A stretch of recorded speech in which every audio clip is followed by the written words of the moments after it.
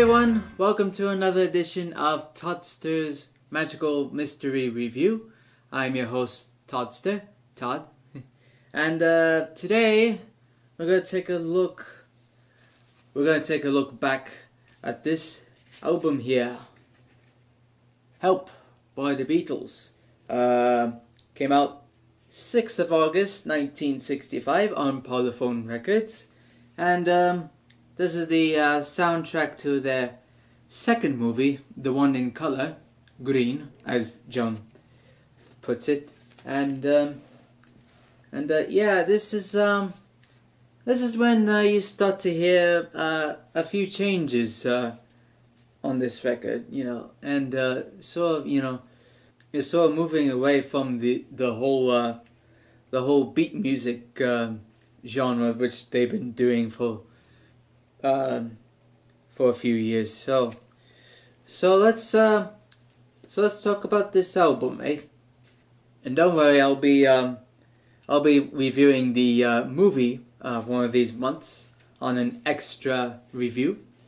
So we'll start off with the title song, called "Help," and song from John, and it's literally his, a cry for help, actually, from dealing, the pressure of fame and all that, and he always says that that was one of his favorite songs, though he always wanted to re-record it because he felt, this version was a bit too fast, But to me, it's perfect. It's one of those perfect songs that they did. It's still great. And then we move into The Night Before. Now this it's a good little rocker from Paul, and features John on the electric piano.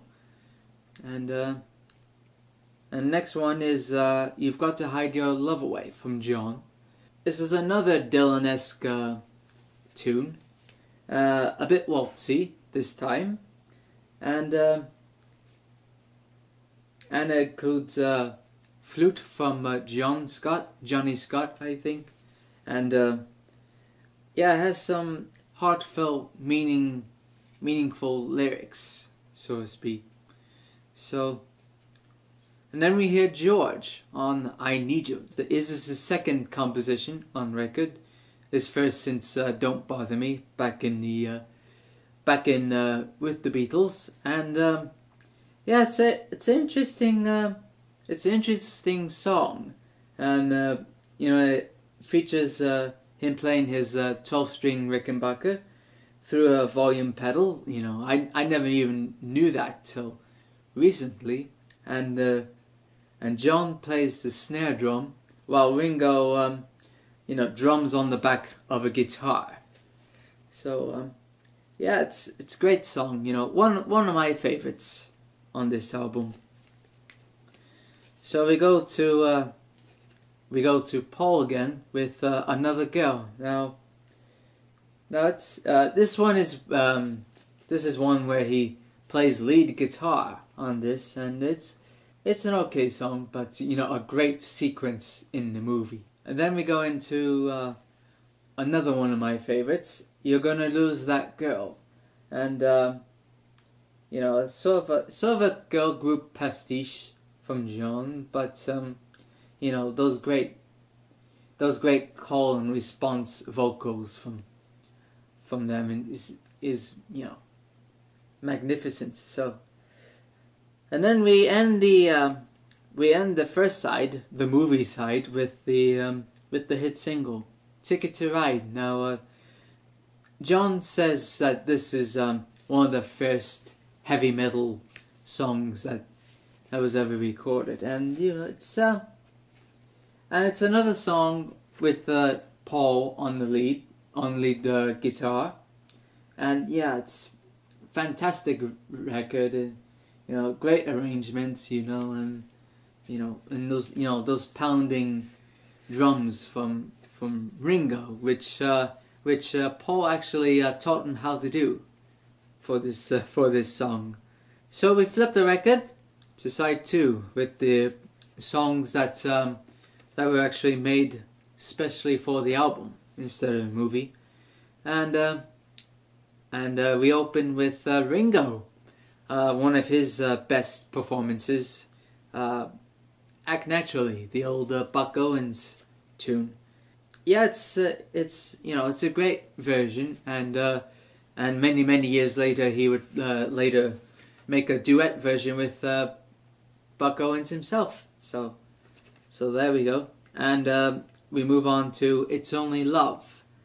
It's a nice song, but even though John was very critical about this later, but but it has a nice melody to it. So then we hear another song from George, "You Like Me Too Much." Now it's another great song, and a wonderful bluesy piano opening from Paul and George Martin, as it says here.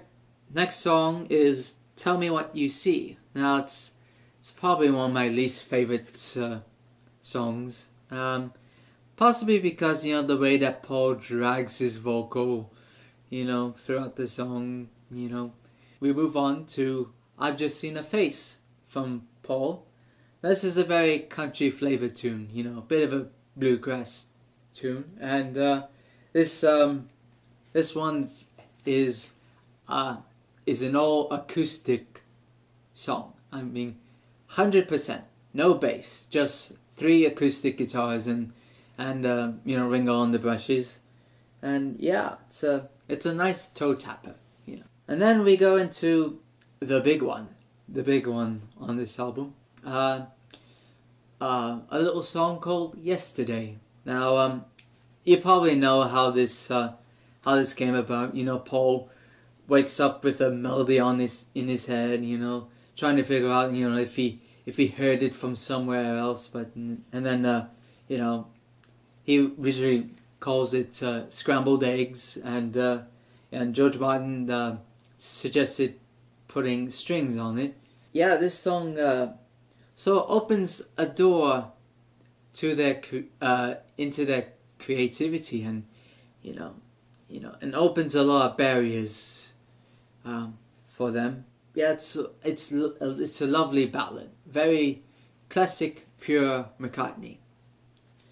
And then and we finally end the album with "Dizzy Miss Lizzy" from John, the old Larry Williams cover, and it seems a bit awkward, putting, I mean, you hear a song from like "Yesterday," lovely ballad, and then you go into this little balls to the wall rocker, I mean, I'm not saying it's a bad song, but it's okay, and if and this will be the last cover that we'll hear, until the Let It Be album. So let's talk about this album cover here. Now, as you can see, they're all dressed up like they are in the scenes they filmed in Austria. There we go. Yeah, let me move it here. Okay, and and you think that that this was shot in Austria, but actually it was shot outside Twickenham Studios. Yeah, and this is yet another Robert Freeman photograph, and he originally wanted to have him spell out "help" in semaphore, because there's a bit in the movie where they're all waving their arms, doing semaphore. Yeah, but he didn't like how the arms were arranged by spelling out "help." So he decided, just arrange your arms, whatever you feel like. So, and in case you're wondering what they're spelling out, it's NUJV. And what it means, you ask? Well, it means it looks better than spelling out help. So what do I think about this album? Well, it's another great album, and and it's probably the last hurrah to all the beat music phase, and we get seeds of their experimentation in the studio are being planted while making this album. Adding strings and flutes and all these instruments you wouldn't usually hear on a pop record at that time. I would give this 4 Beatles out of 5 for this album. So there you have it. Help by the Beatles. And my name is Toddster, and we'll do this again on another magical mystery review. So until then, toodaloo.